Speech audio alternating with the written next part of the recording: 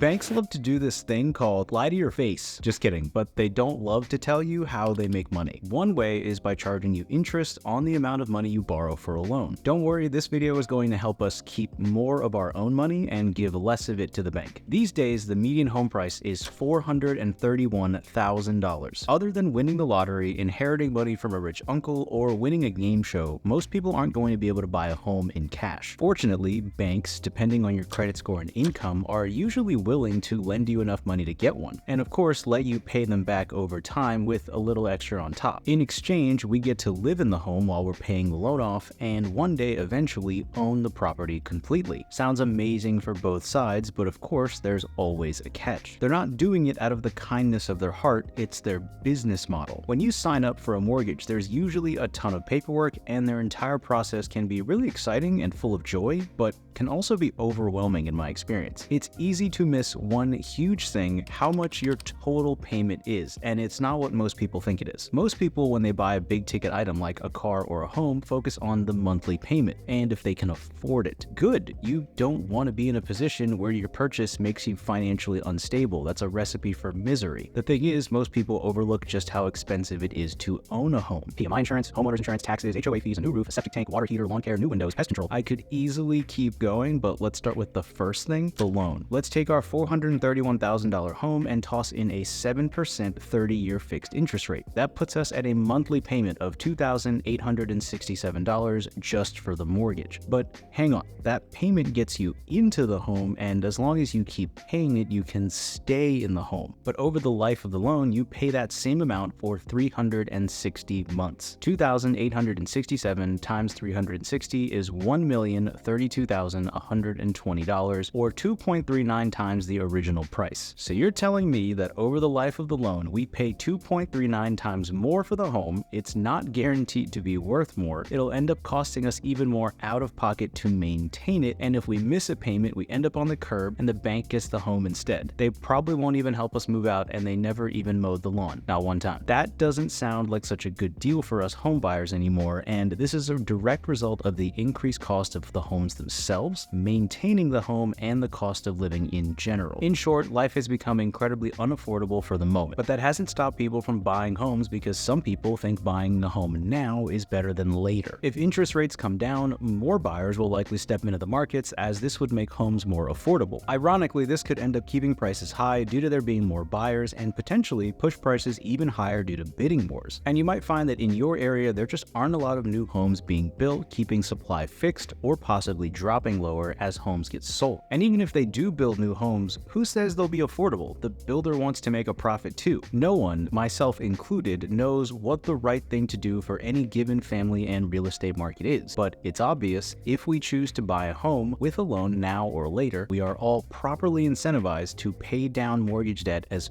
fast as possible. Let's go over 3 extremely simple strategies that can help save you literally hundreds of thousands of dollars and take years of life off your mortgage. Remember that this isn't financial advice. I'm just some guy on the internet who happens to be in the process of buying a home, and I don't want to be in debt forever. I came across some useful information years ago, and I happen to remember the basic concept. I was able to find a calculator online to confirm the information that I remembered. I have skills to make YouTube videos now, and figured I'd pass some info along. Strategy 1 is simply make one extra payment a year starting at the beginning of your mortgage. From this calculator, we see that just one extra payment a year saves us $141,560. And the crazy thing is that this strategy took 6 years of mortgage payments off the table. Imagine what it would feel like to finally own the grass you mow every 2 weeks in the summer heat. Well, you could just not mow it and get charged by your HOA a huge fee, but that's another video. Strategy 2 involves a bit of psychology. We humans can experience pain when we part ways with our hard-earned money, but it's a little easier if we spend less money. Strategy 2 is to simply take your mortgage payment, cut it in half, and pay every 2 weeks instead of every month. Because there's 52 weeks in a year, paying bi-weekly is like making an extra mortgage payment in a single year. 52 weeks divided by 4 weeks per month, roughly speaking of course, gives us 13 months. So our results are similar to strategy 1. With bi-weekly payments, we end up saving $144,617. We actually come out slightly ahead thanks to the more frequent payments, and end up up paying off the loan 6 years and 1 month earlier, which is a month faster than scenario 1. 1 month might not make all the difference in the world for most of us, but making the payments slightly lower, even though they're more frequent, might help you make a difference in how you perceive these payments and can help you stick with a repayment plan for the long term. Just be sure not to miss any payments, as your mortgage could have a monthly due date, and if you're paying every 2 weeks, you could be in a position where the money isn't actually applied when it needs to be, putting you in a weird spot. Strategy 3 is to simply pay an extra amount of money every month, in addition to the regular mortgage payment. We'll use an extra $500 a month payment as an example. Using the strategy, we end up saving $237,478 and pay off the mortgage 10 years and 3 months earlier. Now, of course, I recognize that not everyone has an extra $500 at the end of every month. You can use this calculator on your own to see what works for you and your specific situation. But fundamentally, it's just math. No matter what strategy you choose, the more money you throw at your debt, the less debt you have overall, the lower your debt's interest rates are, and the less time you have on your loans, the less you'll end up paying in the long run. For me personally, with interest rates and housing prices overall being this high, this data has really made me question how much home I can afford. Although on paper, I can technically still afford a mortgage with some popular budget ideas, the reality is that those were made in a different time period economically. I ended up lowering the amount of debt I wanted to take on for a home because this would reduce my monthly payments, and the extra money could be used to pay off the home faster, saving money overall. Debt of any kind is really expensive these days, and it's true, you could always refinance your mortgage to a lower rate, but isn't it funny how the conversation always stops there? Oh, and refinancing is always mentioned by someone who is not responsible for paying the bill. No one ever seems to know how to go about refinancing to a lower rate, what the pros and cons are for doing so, and no one can guarantee we'll see near zero interest rates again, so this might not even be an option for years to come, or at all. It's super important to be comfortable with that monthly payment when you sign that contract and prepare for the long haul, because after all the costs associated with buying a home, you'll most likely need to stay in the home typically for a few years to break even and even have a chance at a profit from appreciation, which again isn't guaranteed. Now, I recognize that I'm not a professional in the real estate space, and I'm probably not the first person you've heard these strategies from. After all, it's essentially just math. But I will give you a huge pitfall that can easily be overlooked if you're going to use these methods in this video. Remember that banks are businesses and they get their money from you and me. We have to make sure that, of course, we're paying our monthly bill to avoid any issues, but any extra payments we're making must be put to the principal of the loan. We can usually tell the bank we want this done right on the payment portal, but sometimes people can forget this crucial step and people end up giving the bank a credit towards a future payment. This can work to our advantage. If our income isn't super reliable, we don't want to miss a payment and we have some extra money on hand, but it can work against us if our goal is to pay the house off as fast as possible. Of course, be sure to check the fine print for your individual contracts, because paying early or more than negotiated can possibly incur fees and penalties. In my experience, it's not super common, but it never hurts to know for sure. One thing about these strategies is that the effect is more pronounced with longer loans and higher interest rates. But it's important to note that shorter loan terms increase monthly payments, but also lower the overall cost of the loan. So higher monthly payments aren't always necessarily a bad thing. It just depends on everyone's unique situation. I've heard of people who are doing very well financially choosing longer loans to lower the obligated payment amount, even though they are more expensive in the long run, just in case they fall on hard times, and this can make it easier for them if they end up in a bind for a while. But these are usually the same people that are aggressively paying off the debt to begin with, and they could comfortably afford the payments and more with their income. Whatever you decide to do, I wish you the best of luck, and hopefully this video provided you with some value. If it did, please let me know by clicking the like button. Consider subscribing for more content. Thanks for watching, and I'll see you in the next video.